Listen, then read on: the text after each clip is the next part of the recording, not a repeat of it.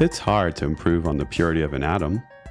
Can using trapped ions as qubits therefore yield the most powerful quantum computers on the planet? We take a look at this approach and how it led to the creation of IonQ in this episode of the Post-Quantum World. I'm your host, Konstantinos Karagiannis. I lead quantum computing services at Protiviti, where we're helping companies prepare for the benefits and threats of this exploding field. I hope you'll join each episode as we explore the technology and business impacts of this post-quantum era. If you're a nerd like me in the physics world, our guest today really needs no introduction, but I'll do it anyway. He's the chief scientist and co-founder of IonQ, Chris Monroe. Thanks so much for being here. It's a pleasure to be here. Look forward to our discussion. Yeah. Please tell listeners a bit about how you first got into quantum. I mean, you've had such a long career in this. I'd love to hear a little bit of the story. Yeah, I have to say I kind of backed into the field about 30 years ago with Dave Wineland. With Dave Wineland at NIST in Boulder, Colorado, we were kind of the research group of the atomic clock division of the government, playing around with individual atoms, making precision measurements. And it turned out to make better clocks, it would help to entangle the atoms so that the clock ran with better signal to noise. So a little esoteric and very researchy. As it turned out, we were building the first quantum logic gate in what we later call, a baby quantum computer. But those words we didn't know at the time, and literally the field just exploded in the mid '90s when Peter Shor's algorithm hit, showing that a quantum computer can do something interesting. Up until '95, the field had been, really on the fringe, I would say. A few notable folks like Richard Feynman and many other physicists played in this field, but there was really nothing. It was really on the fringe. There were very few publications, and with Shor's algorithm, again, there was a killer app right there, and we sort of, Dave Wineland and I, we totally rededicated the team and moved in this direction really fast. So it's been a long ride. I think in the last 10 years, it's been super interesting because I think industry is now, playing a huge role in the field. Rightfully so. I think after a couple of decades of fundamental research, it's time to build a real device, not just something that hangs together with glue and tape that has to be run by a team of graduate students, but something that, a computer has to be used by a third party to make it useful. So really exciting time with all the companies building different types of hardwares, and people are still looking for more applications. But it got started early, more of an academic side of things. But with IonQ, my co-founder and I, Jungsang Kim, we're having a great time translating laboratory research into real products. Yeah. And of course, working with Wineland has been great. He ended up getting the Nobel Prize in Physics in 2012. And it just kind of triggered, you're right, like this last decade of everyone being so super interested in this area. I remember I was doing quantum computing in 2012. That was my first access to the field too. So I remember how exciting that time was. You also got to work on teleportation, right? Oh, yes, of course. Teleportation is another. It's a way. Actually, it's in practice. It's the way we move quantum information around, like it or not. It's sort of a bad word, I think, because when you think of teleportation, we're thinking of Captain Kirk, and his 10 to the 26 atoms all being teleported. And I think it's fairly safe to say that we'll never be doing anything that complex. But when you're playing around with just a few atoms and moving the information around, that's the trick. Teleportation is not really moving matter. It's not moving mass. It's moving the information encoded in that mass. So it gets rapidly philosophical because what makes Captain Kirk what he is actually not all the carbon and calcium and iron and oxygen and so forth. It's their particular interactions and the information encoded in that. And the problem, of course, is that if we knew how to deal with encoding a human in terms of zeros and ones, we'd be a lot further along and lots of lots of different avenues. But it's much too complex a system to think about it. So, but teleportation is a valid term for moving around information. And indeed, about 10, 15 years ago, we for the first time moved. I say it with a straight face. We teleported a single atom over a distance of about 1 meter. And of course, we had an atom. We had two atoms at both places, and we just moved the information encoded in that atom from A to B. So I am saying it with a straight face because it's called teleportation, but we never moved any matter. It was all the information. Yeah, so, the state. I feel kind of comfortable now with that kind of definition of teleportation, and it actually fits well. Yeah. And of course, if you had a Star Trek teleporter, the easiest way to kill Captain Kirk would be to change the color of his shirt to red before he arrived at the planet. And that would take care of him. That's right. Yeah, that would be it. Red shirt. Oh boy. So we have the basis for gates and teleportation, and I guess this leads us to the development of IonQ. So you want to talk a little bit about how you got that started?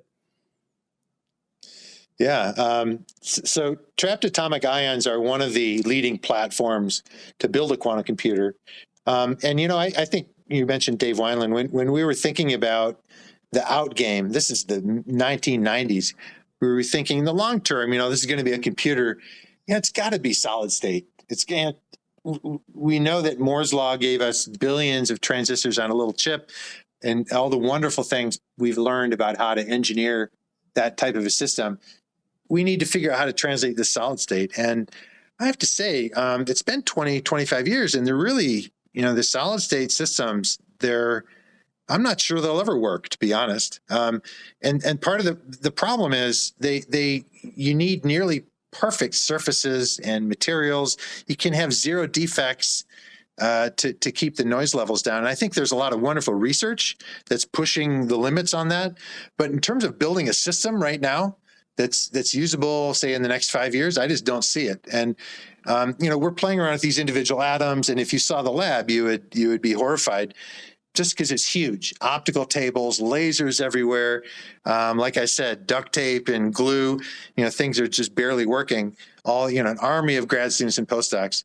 But, lots happened in 20, 25 years. And again, I'll pay homage to Jungsang Kim, who's an engineer and the co-founder of IonQ, who really looked at this technology and said, they could use a dose of engineering. They could use, lasers that are tiny, that work all the time. So you could just plug them in and they work like black boxes. And in these intervening 20 or 30 years, ion traps right now, the main challenge to scale is entirely engineering. It's not about breakthroughs in research. So when we started IonQ in 2016, we sort of had that vision. In fact, we had a very concrete and specific roadmap, an architecture to scale arbitrarily big quantum computers.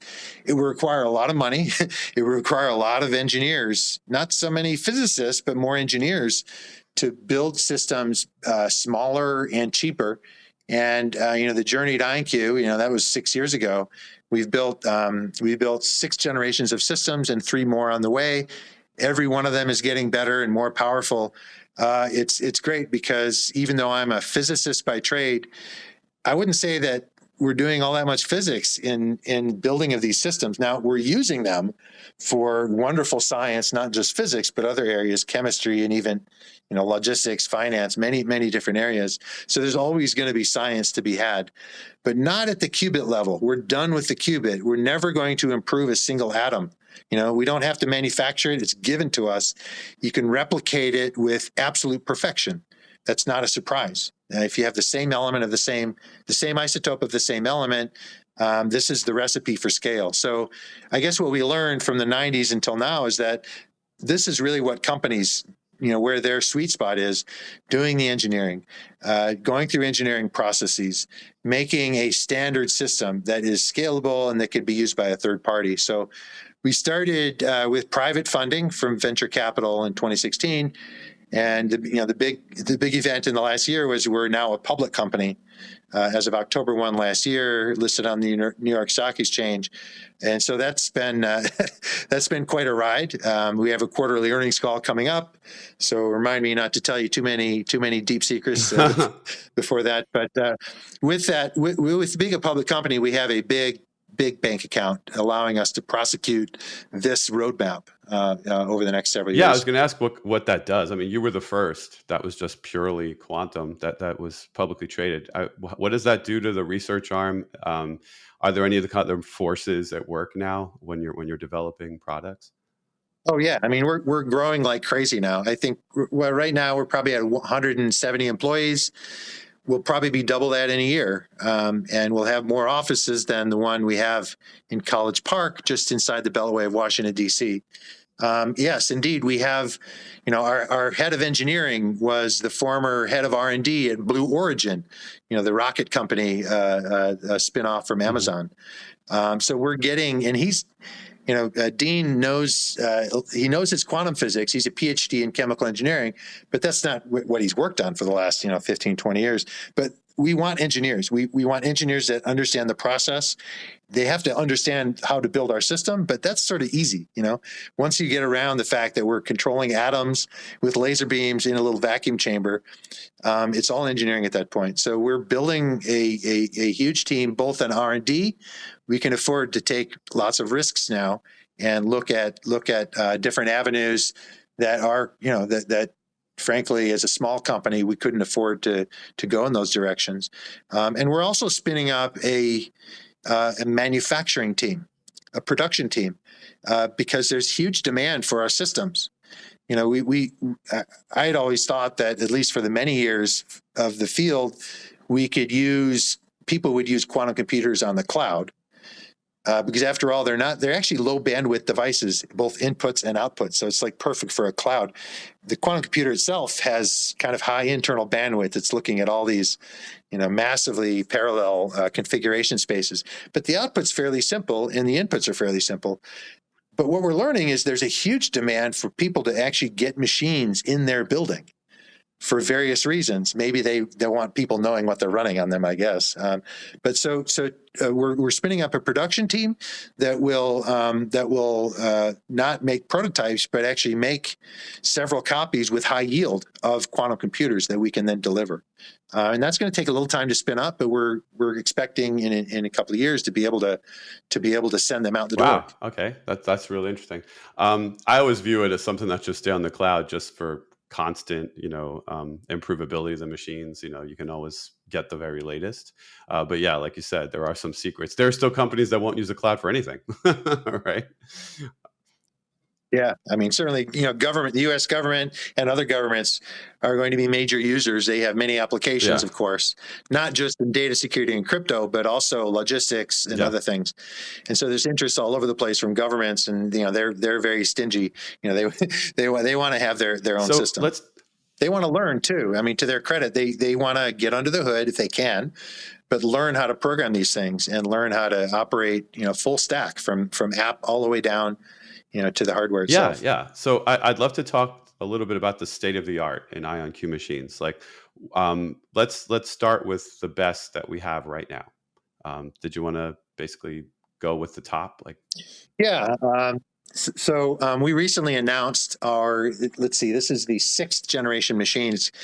It's called Forte. We have, to be a company, you have to have cool names for your devices. Internally, it's a very boring thing, like C3 or something like that. But Forte is a device that has a capacity of about 32 qubits. And what's very important at IonQ is that when we unleash a system with some number of qubits, we need to be able to do deep circuits on those qubits. If you have 30 qubits, you need to be able to do roughly 1,000 operations. That's n squared. If you have n qubits, you need roughly n squared gates. And this is generally true because you need to pairwise entangle all possible pairs. And if you have 30 things, there are about 500 possible pairs of 30 things. I think I got my math pretty right there. So that's sort of how you want to scale quantum computers. And this is also very difficult because as you make a system bigger, you have to make the components better. You make it bigger, it has to be better. And quantum doesn't like that. When you make a quantum system big, sort of fundamentally, a quantum system that gets too big becomes like Captain Kirk, right? I mean, it becomes not quantum for sure. Now, we're not talking about 10 to the 26 qubits here. We're just talking a few hundred qubits. And that's the level. If we can get a few hundred qubits and a few 10,000 operations on those qubits, that's where we're going to see some interesting applications come along, because you can't touch that simulation with a classical computer.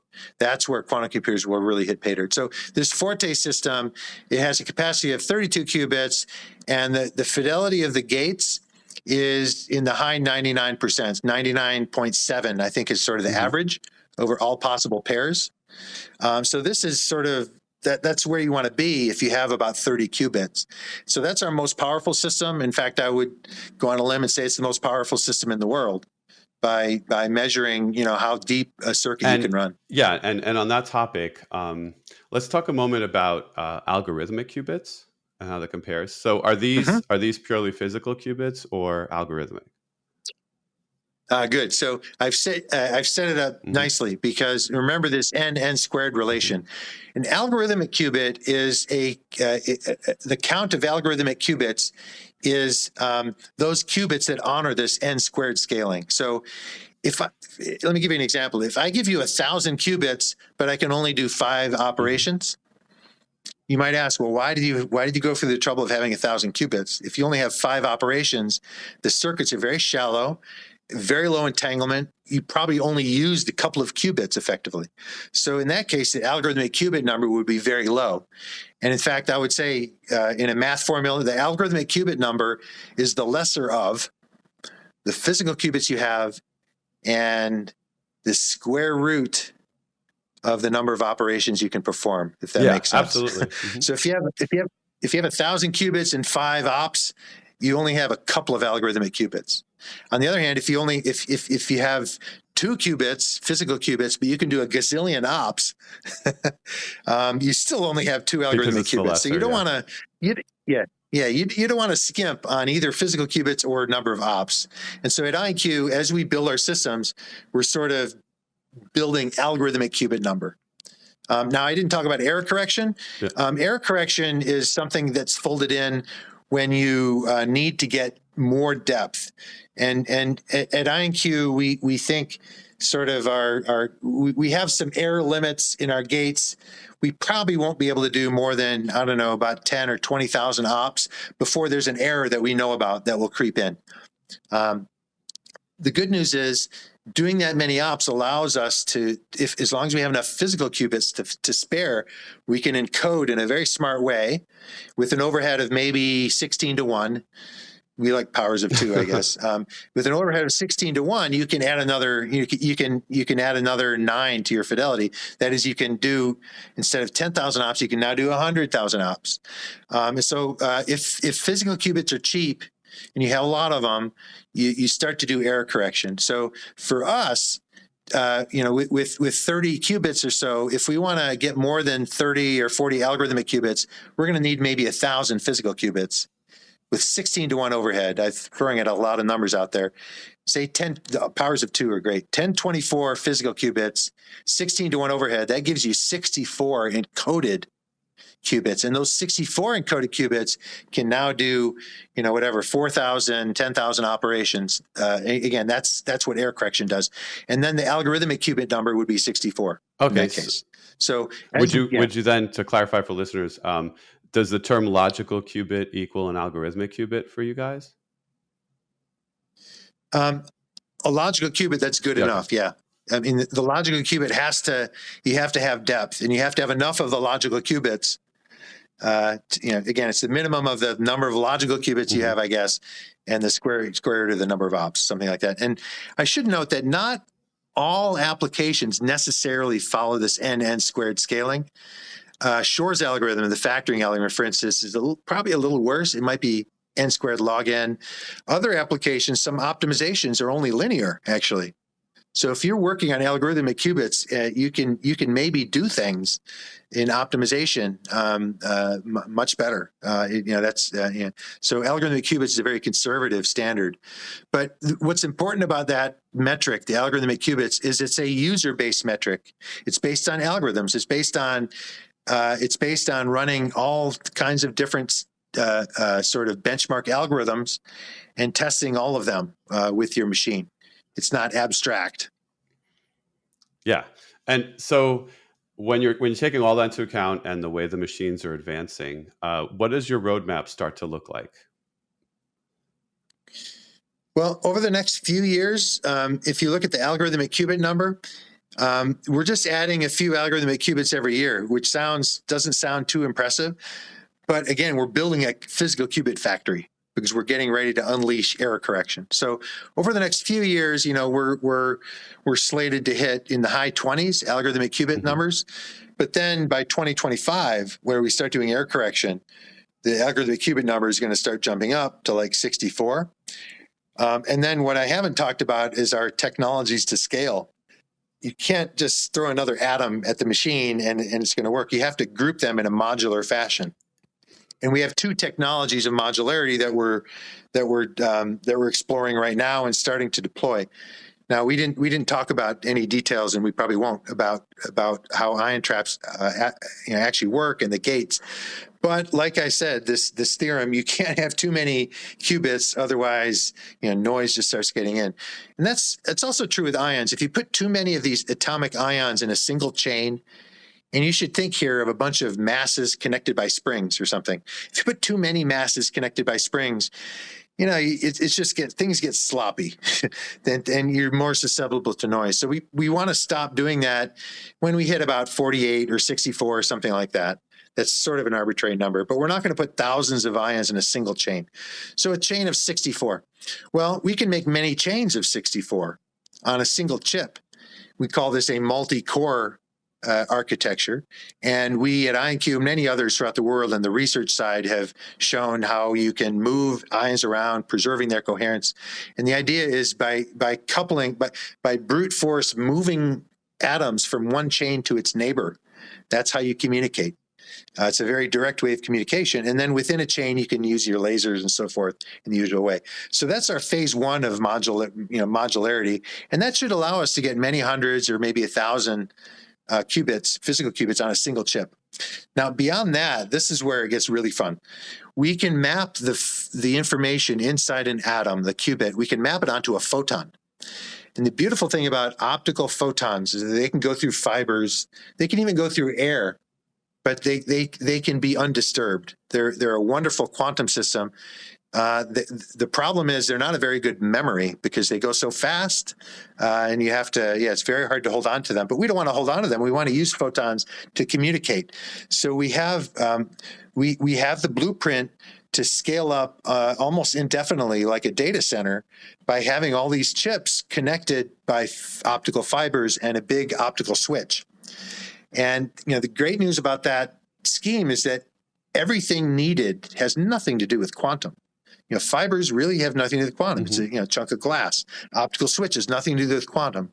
It's used for big classical signals to pipe around internet, packets right now, but it can also be used for single photons. And the neat thing about this modularity of scaling is that it allows us to arbitrarily connect any chips. I'm envisioning a big data center with each rack contains maybe a few thousand physical qubits and a big optical switch that connects them all. So that's going to take a lot of money. It's going to take a lot of integration, miniaturizing, and it's also going to require that our cost per qubit goes down dramatically. And this is sort of where when we launch this production group within IonQ, we're going to start to see that in a couple of years. So that's sort of the scaling. And again, we're not limited by physics here. We're limited by engineering and money. and listeners of the show should recognize what you just described as the basic principle of interconnect. And that's really the idea here of having a bunch of modules that work together, either to make one machine or have many machines work together as one. So that could greatly accelerate what you could do on the timeline, right? I mean, if you have a few of your most powerful machines working together. Oh, indeed. I would go further and say anything complex is modular. I mean, we just see that. I think of the airline hubs. You're not going to be able to fly from any city to any other city. It's more efficient to make hubs, to make it a little more modular. Of course, classical computers already have multi-core modularity on a single chip, and that's sort of like our multiple chains. And then they have these data centers, modular racks that you can swap in and out. So yeah, you're absolutely right. Not only will it make it more powerful, you have to. That's the only way to scale, I think. I think there's no proof of that, but I think just heuristically, this is how things get big. You sacrifice connectivity, but you get to scale. Yeah. And do you anticipate ever seeing interconnect between different kinds of machines? Like, for example, yours and a different trapped ion, or yours and a transmon or something? Do you think that would ever be able to happen? Yeah. Certainly between different trapped ions, that's actually not just a cute thing. It's actually going to be necessary for many reasons. Just to drill down, very briefly, this photonic interface, how you move information from an atom to a photon, requires that you blast that particular atom with a bunch of laser pulses. And by the way, there's another qubit a few microns away, and you can't touch that qubit with a single photon from a laser beam. And a laser beam that we need has, 10 to the 23 photons in it. Has a lot of photons, and you can't. So you need a different species. You need a different qubit to do that, or a different isotope, or there are different ways to. There are many ways to run that architecture. But we already are looking at different types of ions. But that's sort of an easy one. Atomic ions. They have the same. They have the same charge, and you can couple them together in a very obvious way. What you say at the end there, coupling it to a superconducting qubit system, that's really hard. And I think the most promising way is, again, through an optical interconnect. We have a natural, with atoms and ions, we have a natural conduit to photons, because the energy separations in atoms are typically in the optical, but the energy separations in superconducting systems are in they're in the microwave domain, and so we need to convert microwave photons. If you're happy with microwave photons, that's great. The problem with microwave photons is that we don't have optical fibers, and the waveguide with which you transport a microwave photon has to be held nearly at 0 degrees Kelvin. So we're not going to have networks of microwave photons running around. You really need to convert to optical. And there's wonderful research doing this. They involve nanomechanics, actually having the superconductor talk to a capacitor that has a moving electrode, and that moving electrode, you bounce a laser beam off the moving electrode, and that's it. But the interface there is very researchy. There's a lot of wonderful research going on in that direction. I don't think we're anywhere near a system deployment on that. So I have to say, honestly, I don't see in the next 10 years this playing any role for a realistic system. I think atoms to ions might be a little better, because you just have to connect different optical wavelengths. Atoms are very discriminating; they like their own wavelengths to 8 or 9 digits. So you're not going to get lucky and find 2 different atoms that have the same wavelength. So you need to be able to interconvert between wavelengths. And again, there's a lot of wonderful research and devices that do that. So that'll probably happen first, I think, within the realm of atomic qubits, broadly speaking, and then maybe quantum dots. These are solid-state optical qubits. You may have heard of like NV diamond, which is a particular neat quantum system it's a defect in diamond, and it gives off this nice red photon that you could hook up to an atom. That looks more promising. I guess I would ask. I mean, it needs to be motivated. I don't really see the motivation just yet. But maybe it'll come. And do you, if you can share, do you know of any other technologies that you're keeping an eye on that might affect the timeline besides like this improvement in interconnect capability? In terms of tech, I'd say from a high level, I should say at IonQ we build quantum computers. We're not an ion trap company, even though ion is in our name. If there's another platform that that looks great, we're going to go after it. So like if topological continues to show some promise, you might delve into that one day, or? Yeah, I'm going to be dead before that happens. Sorry to say. Again, it's beautiful research. I love the ideas behind it. It's really beautiful research. But in terms of a real system, I just don't see it happening in my lifetime. But that's pretty. Anyway, I won't say how old I am. So maybe photonic instead. Yeah, but you're right. I mean, it's a fast moving field in the area of photonic devices, integrated photonics. We're not doing much of that yet. I mean, our ions are trapped on a chip. Actually, they're suspended above a semiconductor chip. So you might ask, well, what the hell are you doing? Not putting photons on that chip and waveguides and we're working on that. And there's I'm not giving away any secrets here. There's wonderful devices, lots of startups out there that are playing around with these devices. So that's definitely in our future. I mentioned cost. If we're going to bring cost per qubit down, we can't have lenses and lasers that are sort of separate. They all has to be integrated in the long run. And I think there's a path to doing that. So it's very exciting. Great. And I'd love some of your predictions about how you think the next few years might go. Like any thoughts about when we might see provable, benchmarkable advantage? And if so, maybe what use cases you think might see it first? Because I know you guys actually focus on, some use cases too. Oh, yeah. We have a pretty vibrant applications team for many reasons. One of them, of course, is that the expression of our gates is quite unique. And users that are going to run algorithms, they want to derive every ounce of efficiency they can. So they need to know, the language, the gates, the connectivity graphs, and so forth. And so our apps team works with people in companies and researchers that want to run certain algorithms. Now, I think the one word you said in your question is, provable advantage. And that word provable is interesting because, the great thing about Shor's algorithm, the factoring algorithm, is it's provable. It's actually, once you get beyond some of the background math, it's just a couple of lines. It's very elegant, and you can show the complexity changes from exponential to polynomial if you use a quantum computer, which is, a big deal mathematically. Now, unfortunately, almost all other applications, you can't, or many of them, you can't prove such a change in complexity. So I think the first applications, to answer your question, will be in the form of heuristics. They will be use cases like an optimization problem or a better approximation to the traveling salesman problem that you can't prove that you got the best answer. In fact, we don't think quantum computers can actually get the best answer in a hard optimization problem. But if it can do better than classical computers, you don't need any proof. Yeah. That's sort of proof that it's useful already.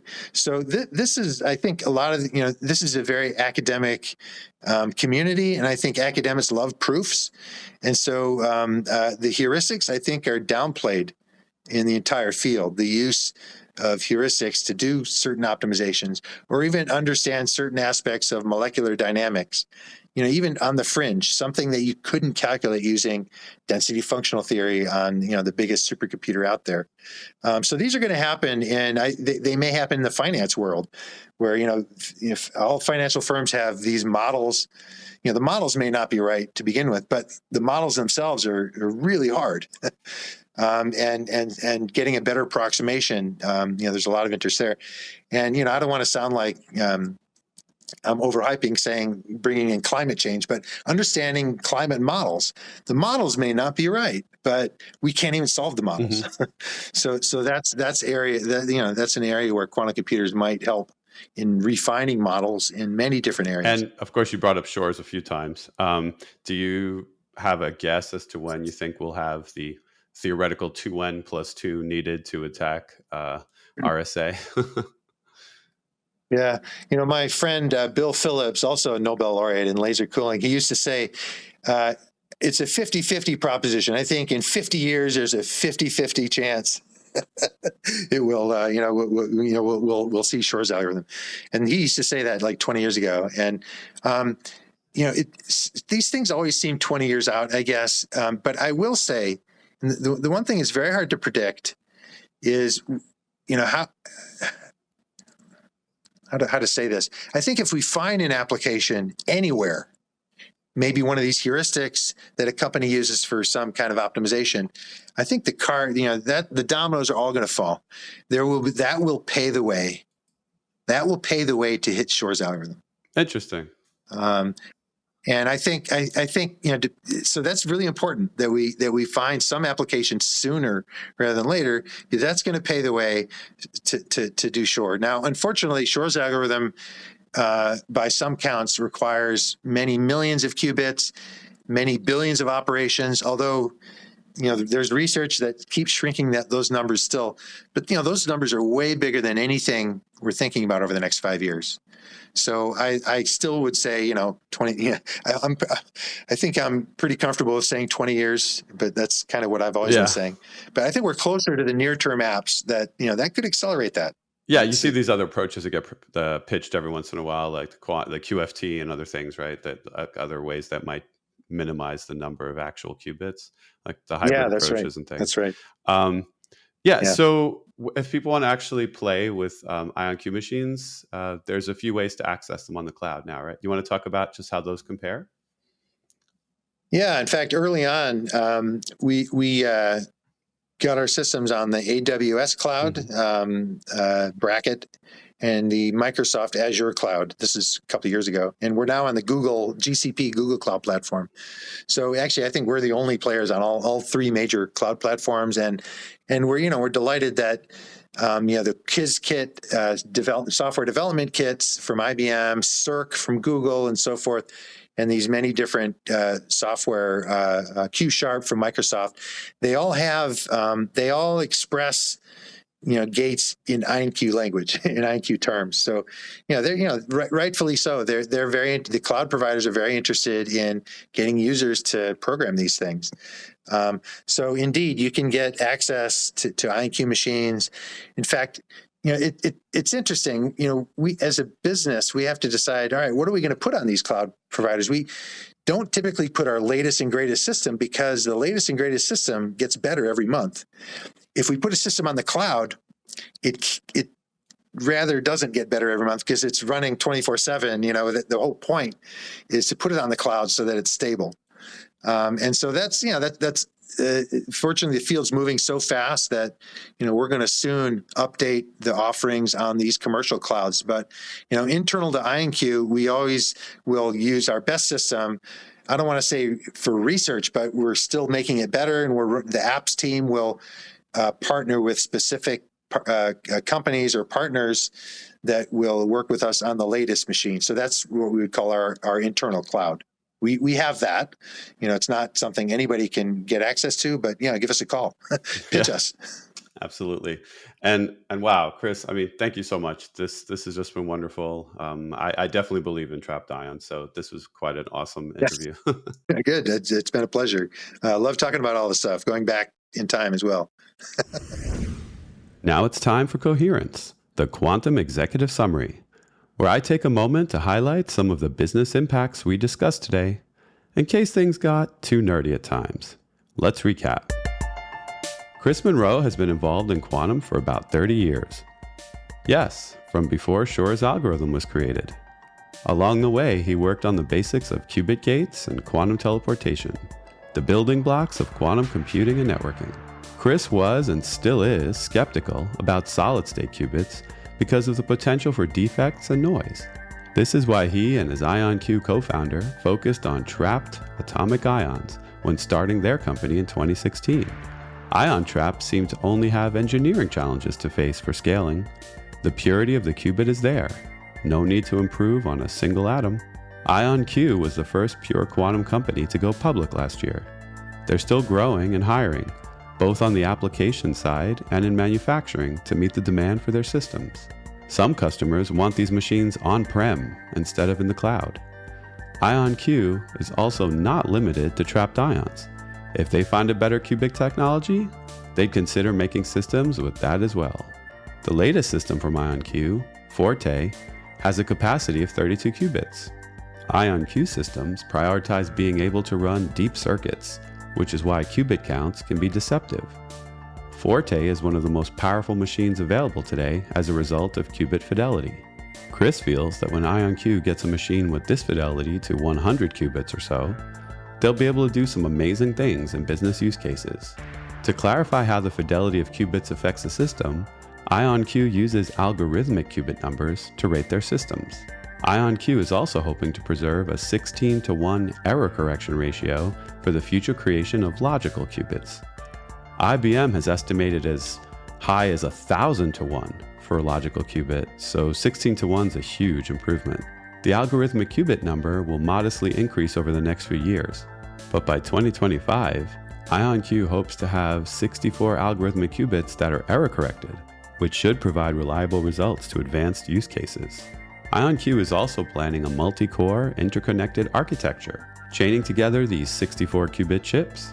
This modular approach could allow for scaling into the so-called dangerous levels of thousands of quality qubits. As we've discussed on this show before, little QPU modules can combine into big quantum computers, and multiple quantum computers can work together as one across quantum networking. Chris was one of the first to have this idea of modularity as an approach to scale.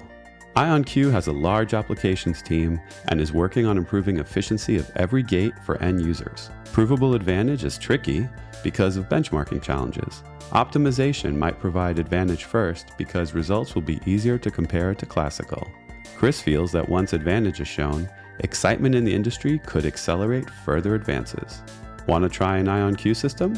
They're available on all 3 major cloud platforms and can be reached directly from the company too. That does it for this episode. Thanks to Chris Monroe for joining to discuss IonQ and their bleeding edge machines. And thank you for listening. If you enjoyed the show, please subscribe to Protivity's The Post-Quantum World and maybe leave a review to help others find us. Be sure to follow me on Twitter and Instagram at ConstantHacker, that's constant with a K, hacker. You'll find links there to what we're doing in quantum computing services at Protivity. You can also DM me questions or suggestions for what you'd like to hear on the show. For more information on our quantum services, check out Protivity.com or follow Protivity Tech on Twitter and LinkedIn. Until next time, be kind and stay quantum curious.